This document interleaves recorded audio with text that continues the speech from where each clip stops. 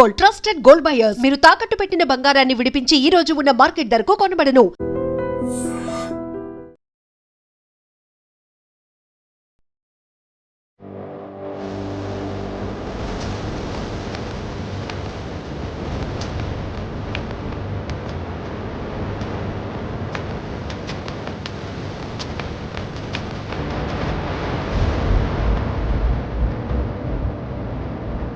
Visakha Yarada beach దగ్గర ఉన్నటువంటి dolphin క్వార్టర్స్లో గార్డెన్లో మొక్కలకి నీళ్లు పోస్తూ ఉండగా ఒక్కొక్క బేబీ స్నేక్స్, ఒక్కొక్క పాము పిల్లలు బయటకు వస్తున్నాయి.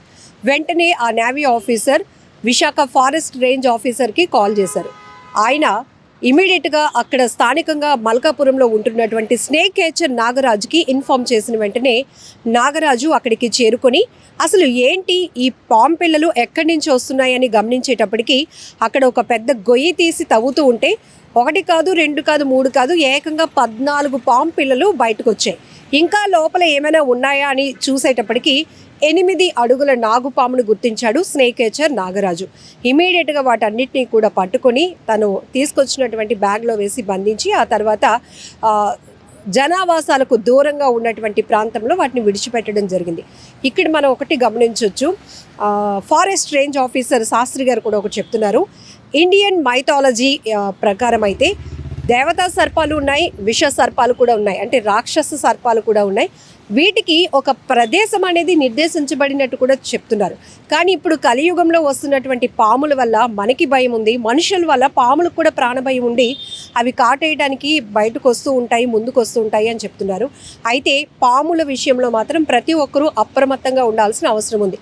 ఒకప్పుడు కొండవాలు ప్రాంతంలో ఎక్కువగా మనం పాములు గమనించే వాళ్ళం. ఇప్పుడు కొండల్ని తొలిచేస్తూ ఆవాసాలు ఏర్పాటు చేసుకుంటూ జనాలు అక్కడికి వెళ్ళిపోతూ ఉండటం వల్ల అవి మనుషులు ఉండే చోట్లోనికి విరివిగా వస్తూ ఉండటం వల్ల ఈ మధ్య మనం ఏసీల్లో పాము పిల్లలు చూస్తున్నాం, ఫ్రిడ్జ్లో తిష్ట వేస్తున్నటువంటి పాముల్ని చూస్తున్నాం, అలాగే కబోర్డ్స్లో బీరువాల్లో ఏవైనా స్టోరేజ్ ఉన్నటువంటి స్టోర్ రూమ్స్లో కూడా ఎక్కడంటే అక్కడ, అంటే మనం రెగ్యులర్గా అక్కడ మన కదలిక లేని ప్రాంతంలో ఎక్కువగా పాములు పిల్లలు పెట్టడం, వాటికి ఆ ప్రదేశాన్ని తమకు అనుకూలంగా మార్చుకునేటటువంటి వీడియోలు సోషల్ మీడియాలో మీరు చూస్తూనే ఉన్నారు. అయితే స్నేక్ క్యాచర్స్ మాత్రం ఎప్పటికప్పుడు ఈ పాముల విషయంలో అప్రమత్తం చేస్తున్నారు. ఏవి విష సర్పాలు, ఏవి విష సర్పాలు కానివి, వేటికి భయపడాలి, వేటికి భయపడకూడదు, ఒకవేళ మీరు పాములను గుర్తిస్తే ఇమీడియట్గా ఎలా వాటి నుంచి మిమ్మల్ని మీరు ప్రొటెక్ట్ చేసుకోవాలి, ఇమీడియట్గా మాకు కాల్ చేస్తే మేము ఎంత టైంలో వచ్చి రెస్క్యూ చేసి ఆ పాముల్ని పట్టుకుంటాము అనేది కూడా ఎప్పటికప్పుడు మనం ఐడ్రీమ్ ఛానల్ ద్వారా కూడా అవేర్నెస్ క్యాంపెయిన్స్, అవేర్నెస్ ప్రోగ్రామ్స్ కూడా చూపిస్తున్నాం. సో ఈ పర్టికులర్ ఇక్కడ ఒక ఇంటిలో గార్డెన్ నుంచి అన్ని పాము పిల్లలు బయటకు వస్తున్నాయంటే జనరల్గా పిల్లలు వాళ్ళు ఇంట్లో ఉన్నప్పుడు గార్డెన్లో ఎక్కువగా టైం స్పెండ్ చేస్తూ ఉంటారు. జరగరాని ప్రమాదం జరిగితే చాలా భయంకరంగా ఉంటుంది.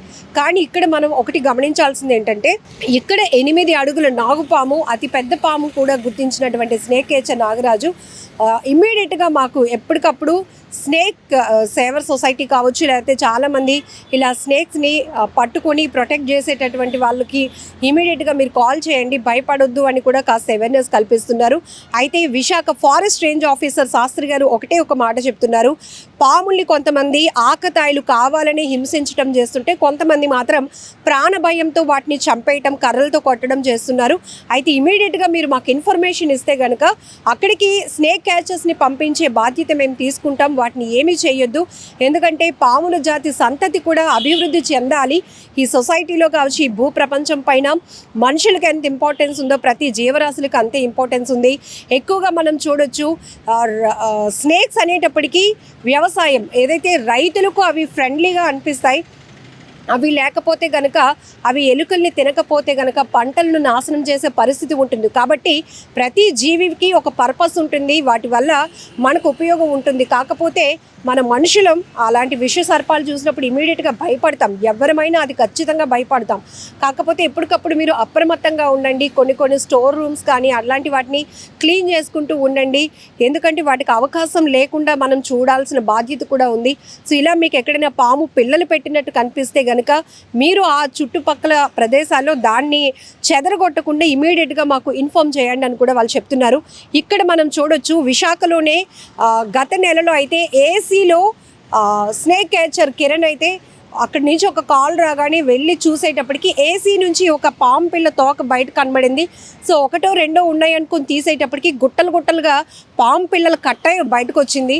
ఇంకొక చోట పెందుర్తిలో ఒక వ్యక్తి నుంచి కాల్ వచ్చేటప్పటికి వాష్రూమ్లో కమోడ్లో తిష్ట వేసినటువంటి ఒక పెద్ద పాముని కూడా ఆయన పట్టుకోవడం జరిగింది. ఇప్పుడు ఇక్కడ డాల్ఫిన్ క్వార్టర్స్లో ఉన్నటువంటి నేవీ ఆఫీసర్ ఇంటి దగ్గర గార్డెనింగ్ చేస్తూ ఉంటే మొక్కలకి నీళ్ళు పోస్తున్నప్పుడు ఆ వాటర్కి ఒక్కొక్కటి బయటకు రావటం, అందులో 8 అడుగుల అతిపెద్ద పాము బయటపడటం, ఇవన్నీ చూస్తుంటే చాలా భయం వేస్తోంది కదా. కాబట్టి పాముల విషయంలో కూడా చాలా జాగ్రత్తగా ఉండాలి. కొంతమంది మూఢనమ్మకాలకు పోతున్నారు.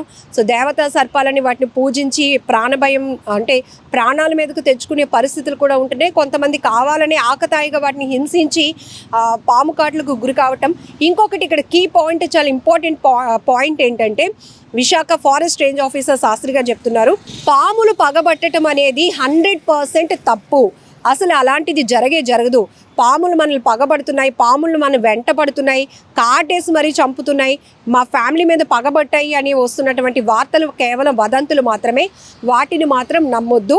మీరు అందరూ కూడా ఒక అవేర్నెస్ కలిగి ఉండండి అని కూడా ఆయన చాలా క్లియర్గా చెప్తున్నారు. ఒకసారి ఈ విజువల్స్లో చూస్తే ఈ పాముల్ని ఎలా రెస్క్యూ చేశారు, ఎలా విడిచిపెడుతున్నారు మీరే చూడండి.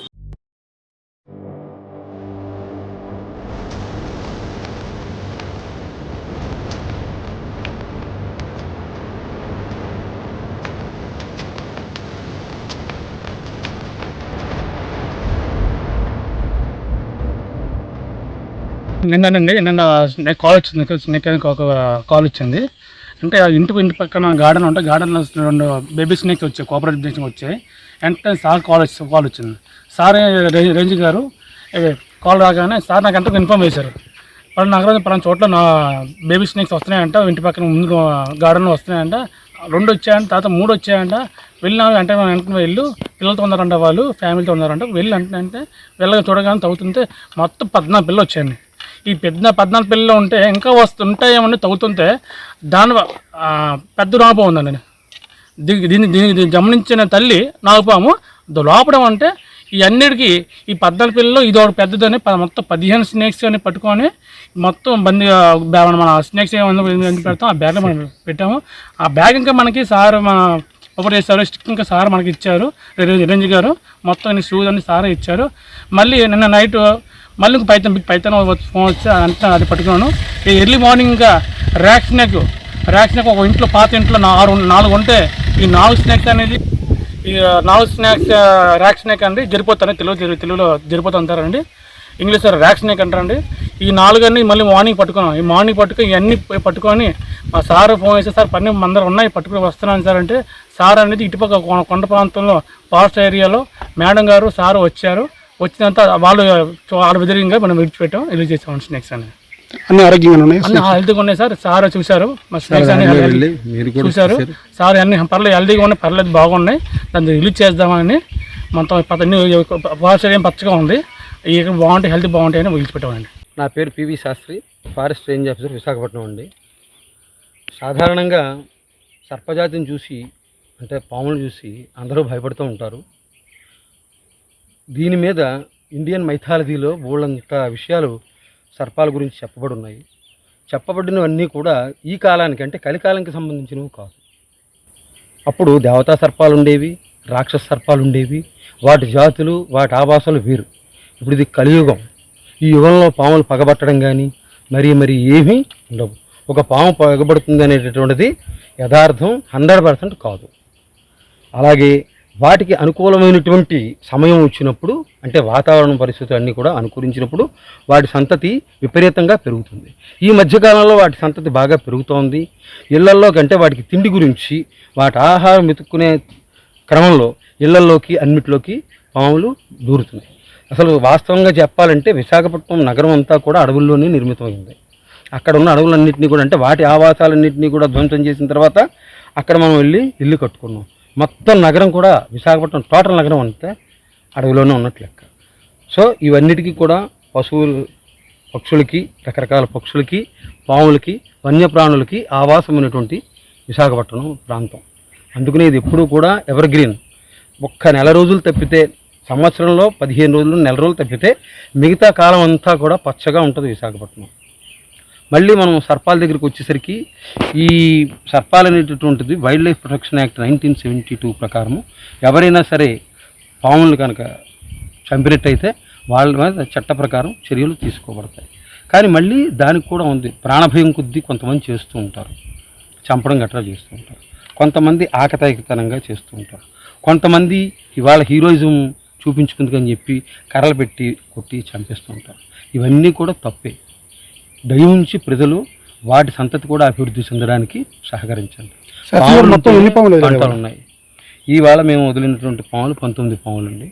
దీంట్లో తల్లి కోబ్రా ఒకటి, దాని పిల్లలు 14 పిల్లలు, మొత్తం 15 వదిలాం. అది కాకుండా ఒక రాక్ పైథాన్ వదిలాం. అది కాకుండా ర్యాట్ స్నేక్ అంటారంటే జర్రిగొడ్డు అంటారు, అవి 3 వదిలాం. వివిధ సందర్భాల్లో ప్రజల నుంచి మాకు వచ్చినటువంటి ఫిర్యాదుల మేరకు మేము ఆ స్నేక్ క్యాచర్లు ఎవరైతే దగ్గరలో ఉన్నారో వాళ్ళని అలర్ట్ చేస్తాం. వాళ్ళు వెళ్ళి, అందులో ఈయన నాగరాజు స్నేక్ క్యాచర్ విశాఖపట్నం అండి, ఈయనకు కూడా నేను చెప్తూ ఉంటాను. ఈయన వెళ్ళి వాటిని రెస్క్యూ చేసి పట్టుకుని తీసుకొస్తారు. తీసుకొచ్చిన తర్వాత వాటిని ఎక్కడ వదిలిపెట్టాలి అనేటటువంటిది డిసైడ్ చేసి నేను కానీ నా స్టాఫ్ కానీ ఆయా ప్రాంతాల్లో విడిచిపెట్టేస్తూ ఉంటాం. జనావాసాలకి దూరంగా ఉన్నటువంటి అటవీ ప్రాంతాల్లో వీటిని విడుదల చేసేస్తూ ఉంటాం. ఇవి మేము చేస్తున్నటువంటి పని. నిజంగా ప్రస్తుతం ఉన్నటువంటి సమాజం దేనికి ప్రయారిటీ ఇస్తుంది? ఆర్థిక సంబంధాల చుట్టూ మాత్రమే తిరుగుతోంది. మళ్ళీ ఎన్నికలంగానే చాలా విరక్తి కలుగుతాం. మంచి అనిపిస్తుంది కదా, లేడీస్ కూడా ఛాలెంజింగ్ జాబ్స్ చేసినప్పుడు చాలా బాగుంటది. ట్రాఫిక్ అసిస్టెంట్స్ గా నియమించిన ట్రాన్స్జెండర్స్ అందరితో సాల్యూట్ చేయించుకుంటున్నారు. ఫుడ్ డెలివరీ ఇవ్వటానికి వెళ్ళినటువంటి డెలివరీ బాయ్ అనిల్ పై కళ్ళ ముందు పిల్లని కొట్టి